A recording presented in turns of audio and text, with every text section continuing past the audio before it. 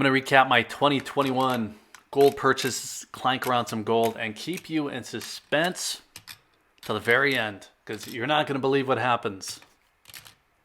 Well, that's probably not true. By now, you know what's going to happen. I'm going to show you some gold.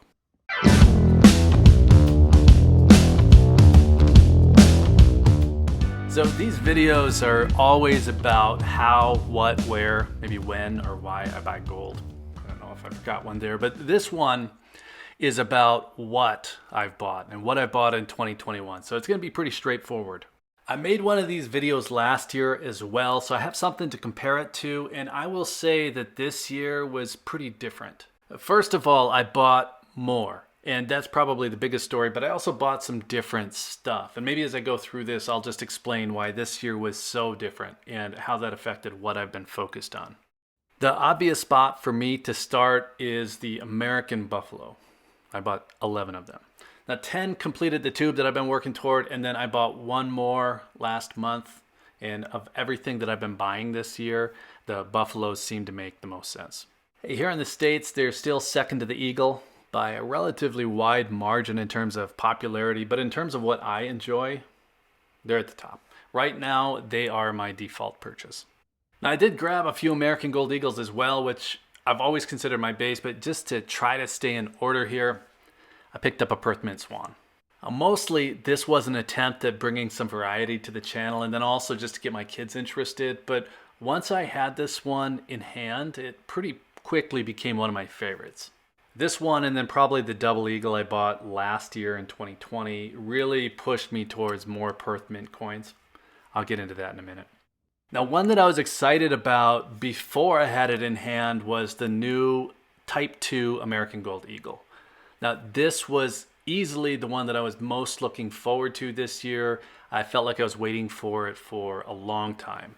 It did turn out to be just a little bit of a letdown. I think that it's a good update overall. The new eagle on the reverse is definitely an improvement over the family of eagles in terms of artistry, but I was pretty surprised by the lack of security features. I just think calling that missing read a security feature, a little bit of a joke. I'm hoping that the US Mint is still working on something a lot more significant.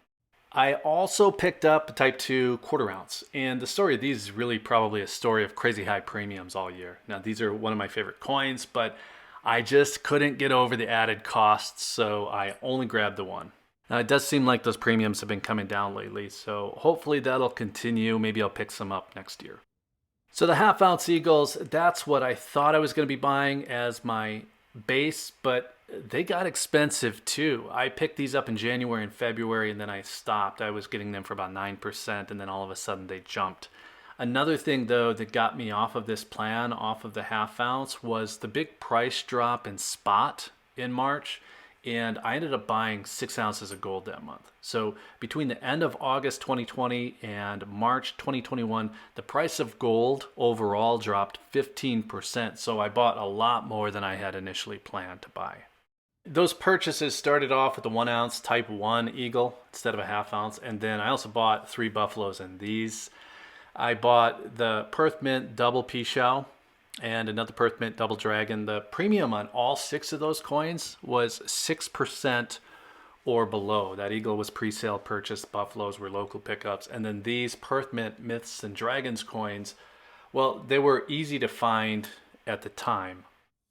In April, the prices started heading back up, but I was hooked on the Myths and Legends series, and I hunted down the other 2 coins in the series. I purchased the Dragon versus Tiger from a friend, and then found the Dragon versus Phoenix.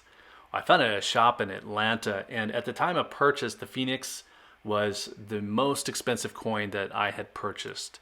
It was an NGC graded coin with an MS70 early release designation, but I busted it out of the slab. If you want to yell at me for that, or just watch in horror, I'll link to the video where I did bust it out. Now, I've already mentioned the Type 2 Eagle, but I didn't actually have that in hand until May, and I grabbed another Buffalo that month as well. In June, I grabbed a Canadian Maple Leaf, and these are still probably one of my favorites. They might actually be my favorite in terms of looks. The security features make them a no-brainer as well. I just really like this coin. I always have. it just kind of seems like there's always something that just edges it out just a little bit. In July, I picked up another Buffalo, and then in August, I picked up a 2019 high relief American Liberty. This is a really cool coin. I had picked up the 2017 anniversary high relief American Liberty for just a little bit over spot, and really got hooked by how nice it was coming from the U.S. Mint. This one here cost a little bit more than a Buffalo at JM Bullion, but I knew by that point that I'd be buying the 2021 high relief Liberty Mustang, and I figured that I'd try to catch the whole set if I could find them for the right price. So later in August, I also picked up 1/4 ounce Lunar Ox, and I think I actually forgot to mention another one. The first coin I bought this year was a Lunar Monkey that was from the prior series. Now, I don't normally buy these coins.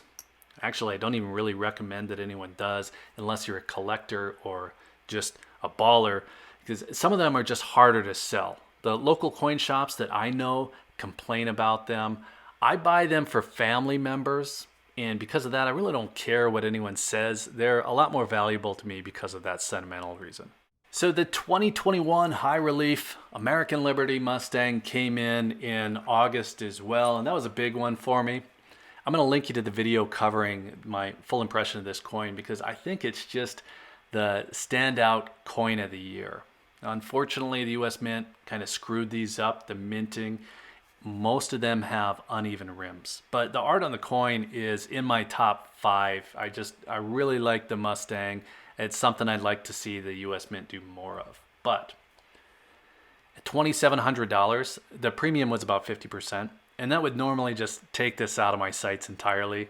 So it's probably a good time to admit to the influence of YouTube here. First off, I have revenue from the channel, and second, I don't want to do the same thing over and over. And having a little bit of variety helps keep it interesting. So I'm fortunate in that regard because I don't think I would have bought this otherwise, and it's definitely a star in the pile.